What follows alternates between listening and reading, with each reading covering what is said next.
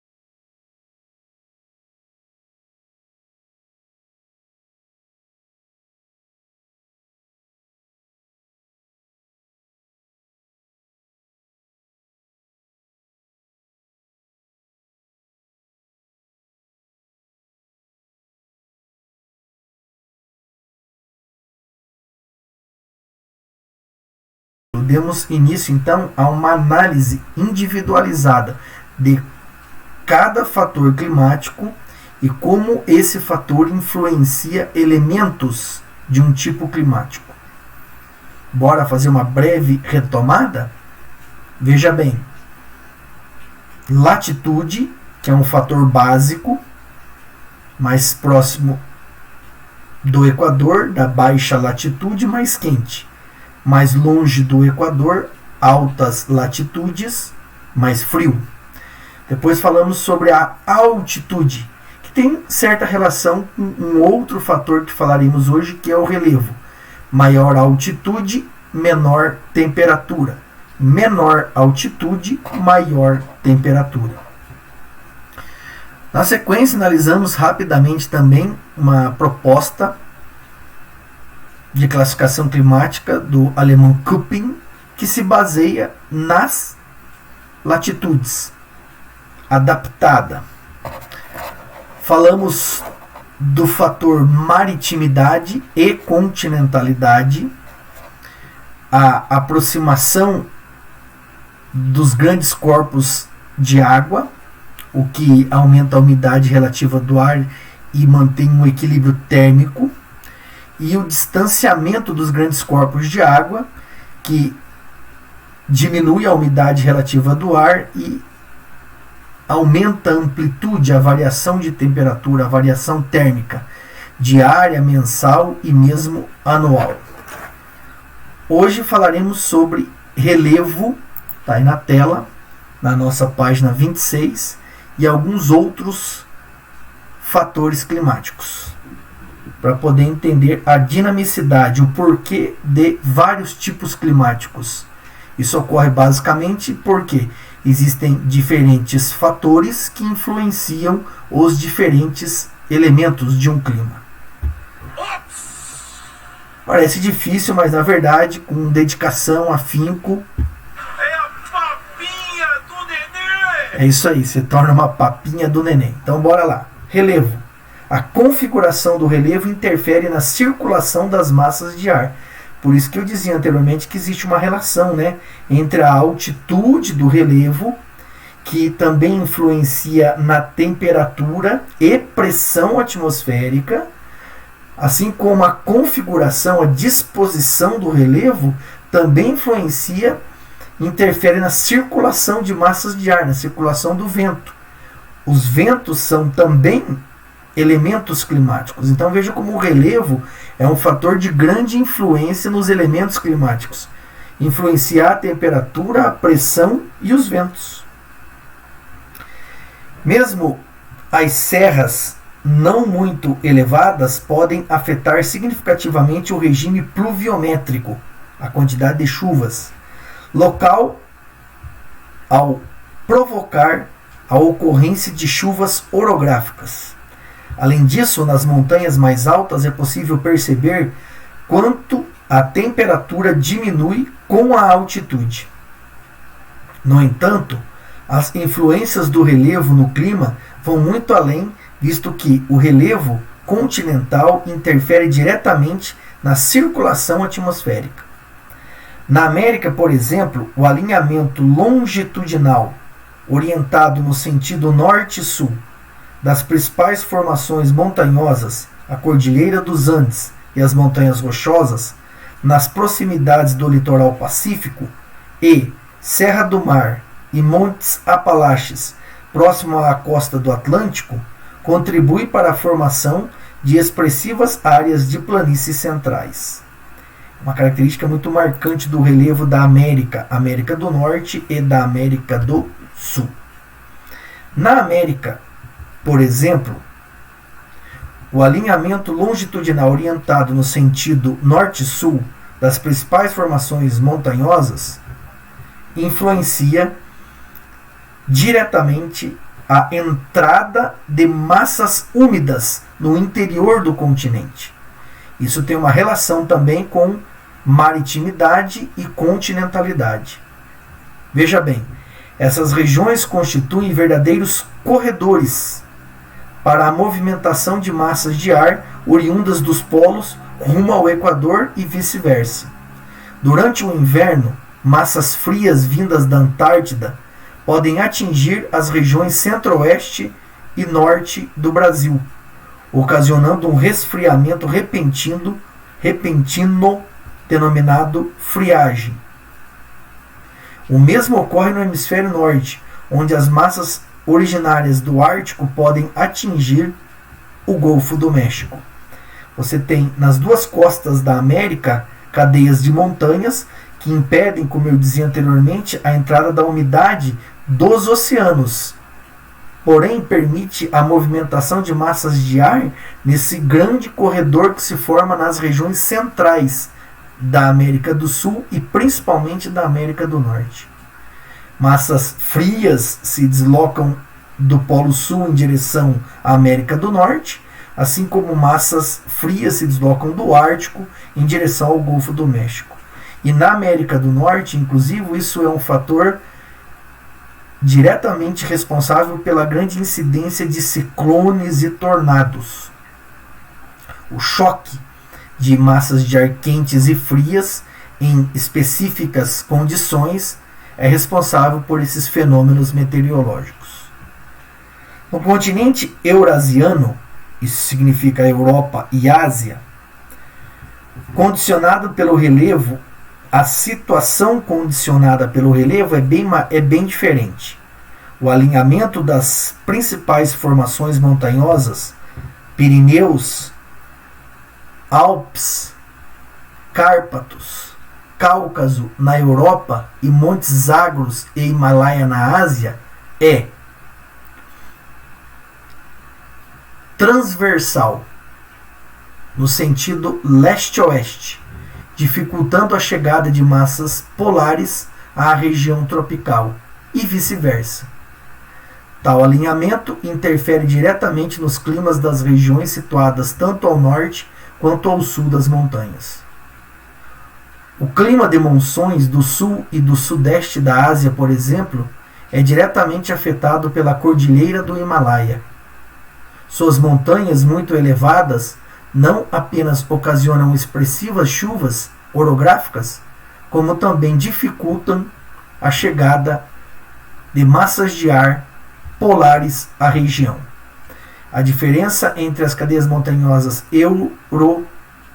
o termo é utilizado para descrever a Europa eurasiana e na América, é o fato de que elas estão dispostas no sentido diferente. Na América, rochosas e Andes estão dispostas no sentido norte-sul, assim como a Serra do Mar e os Montes Apalaches na costa atlântica. Já na Europa e na Ásia, as cadeias de montanhas estão dispostas no sentido leste-oeste. É o que a gente pode confirmar aqui na leitura desse mapa. Vejam bem, aqui estão as montanhas rochosas, de norte a sul na costa pacífica da América do Norte, e a Cordilheira dos Andes, no mesmo sentido, de norte a sul, na América do Sul. Aqui estão os Montes Apalaches, na América do Norte, Serra do Mar na América do Sul, formando extensos corredores nas planícies centrais da América.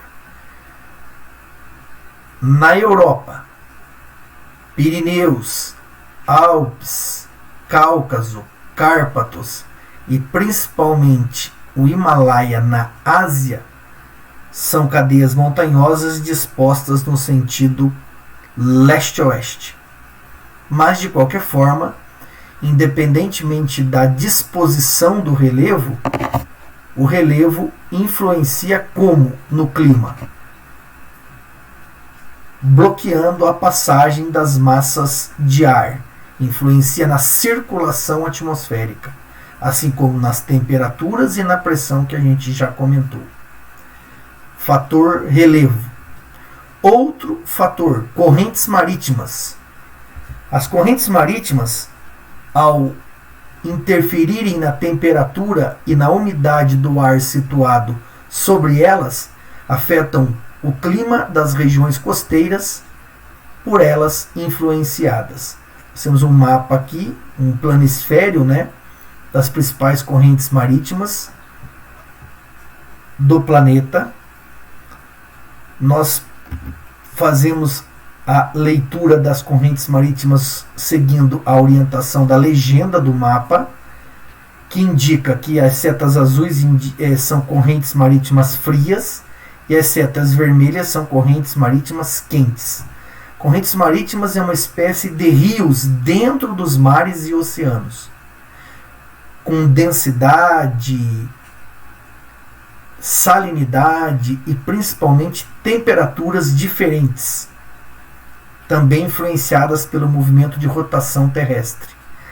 As massas de ar, a camada de ar, melhor dizendo, e também massas sobre essas correntes são diretamente influenciadas pelas temperaturas das águas oceânicas. E as regiões por onde essas massas de ar circulam são também diretamente influenciadas por essas condições específicas do ar atmosférico. As correntes marítimas oceânicas existem pela combinação de diversos fatores, tais como ventos, rotação da Terra, diferenças de temperatura e de densidade e salinidade da água. As diferenças nas condições de temperatura, por exemplo, são expressivas nos oceanos, especialmente nas regiões situadas em baixas e médias latitudes. Nas latitudes polares, a temperatura é mais constante. Em certa profundidade, ocorre uma brusca variação de temperatura, constituindo a faixa chamada de termoclima. Existem correntes com diferentes profundidades. Algumas trazem águas profundas, cheias de nutrientes, até a superfície, ocasionando o fenômeno conhecido como ressurgência, o qual favorece a atividade pesqueira nos locais que ocorre. Quando são superficiais, sobre a influência da temperatura ambiente, a qual confere às suas águas características térmicas similares. Assim, ao passarem pelas baixas latitudes, tendem a se aquecer da mesma forma que se resfriam à medida que se direcionam aos polos terrestres. Naturalmente isso ocorre. As correntes se aproximam do Equador, regiões de águas mais quentes se aquecem. À medida que essas correntes se afastam da linha do Equador, encontrando na superfície oceânica menor radiação solar, se resfriam. Com esse movimento, as correntes quentes podem conduzir águas aquecidas a lugares de clima frio, e as correntes frias atingir locais de zona intertropical, em uma constante circulação que ajuda a manter o equilíbrio térmico do planeta. E é justamente esse ou essa uma das principais funções das correntes marítimas, em termos climáticos, manter o equilíbrio térmico do planeta, evitando assim as grandes amplitudes, as grandes variações de temperatura máxima e mínima. Não são exatamente as águas aquecidas ou resfriadas que afetam o clima dos locais por onde passam, mas o ar existente sobre elas. As correntes não chegam até as partes interiores dos continentes, obviamente que não, mas o ar existente sobre elas, a circulação desse ar vai atingir as partes interiores dos continentes, ou principalmente as regiões costeiras, litorâneas, assim podendo influenciar em elementos como temperatura, umidade, nebulosidade, enfim. Sobre as correntes quentes formam-se massas de ar quente e úmido, e sobre as correntes frias formam-se massas de ar frio e seco. Influenciam também as precipitações, ou seja, a chuva, principalmente.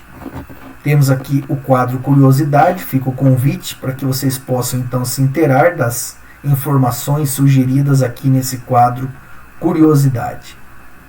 E para finalizar, as principais influências das correntes marítimas na disposição dos climas são as indicadas a seguir. No caso das correntes quentes, como elas influenciam os climas? Pelas características do ar que se forma sobre elas, conduzem calor e umidade às latitudes elevadas. Um exemplo é a península da Escandinávia, no norte da Europa. Se ela não fosse banhada pelas águas aquecidas da corrente do Atlântico Norte, prolongamento da corrente do Golfo, que se origina nas águas quentes do Golfo do México, provavelmente quase toda a região seria coberta por geleiras. A corrente do Golfo se forma nessa região, a Gulf Stream, do Golfo do México, atravessando praticamente todo o Atlântico Norte e se estendendo então, como a corrente do Atlântico Norte, chegando a essa região aqui, noroeste da Europa, principalmente na Península da Escandinávia, região que abriga países como Suécia, Noruega, Finlândia. É um exemplo clássico, o da corrente do Golfo. No caso das correntes frias, estão associadas a litorais áridos, configurando um dos fatores que contribuem para a existência de muitos desertos, como o do Atacama, no Chile. Normalmente, o ar mais úmido do oceano é atraído para o continente, trazendo chuvas ao litoral. Quando este é banhado por uma corrente fria, a massa de ar frio, que suporta menos vapor d'água e seco, formada sobre ele, produz choques térmicos, com o ar oceânico mais aquecido e úmido, gerando chuvas em alto mar, que caem sobre o local onde passa a corrente. Dessa forma, quando os ventos atingem o continente, já estão mais secos. Resumindo, chove em alto mar e não chove no litoral. É um fenômeno muito curioso, por exemplo, da formação de desertos tão secos como o deserto do Atacama, e que é um deserto litorâneo, um deserto à beira-mar. Mas a umidade, que é responsável pelas precipitações pela chuva, não alcança essa região costeira devido a baixas temperaturas do ar estacionado sobre a corrente de Humboldt, a corrente fria. Quando a massa quente úmida passa por essa camada de ar fria, ocorre ali um choque térmico, provoca aí chuvas sobre o oceano, e o ar que segue em direção ao continente é seco, assim acentuando, formando regiões desérticas. É toda a complexidade, primeirão, da ação desses fatores climáticos sobre os elementos climáticos.